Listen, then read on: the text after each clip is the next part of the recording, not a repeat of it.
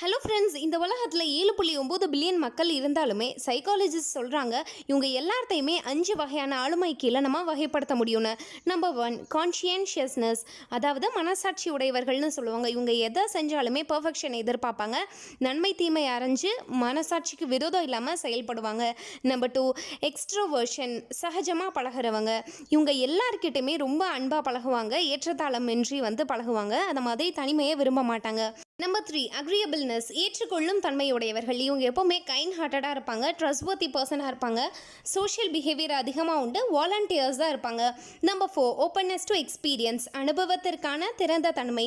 இவங்க எந்த விஷயத்தை செஞ்சாலும் எவ்வளோ டஃப்பாக இருந்தாலும் அதை இன்டென்ஸ் போய் எக்ஸ்பீரியன்ஸ் பண்ணி பார்த்து செய்வாங்க. நம்பர் 5, நியூரோட்டிசிசம். இவங்க உறுதியற்ற தன்மையுடையவர்களாக இருப்பாங்க. அது மட்டும் இல்லாமல் எமோஷ்னலி வீக்காக இருப்பாங்க. நம்ம பார்த்த 5 பர்சனாலிட்டியில் நீங்கள் என்ன பர்சனாலிட்டின்னு கமெண்ட் செக்ஷனில் கமெண்ட் பண்ணுங்கள்.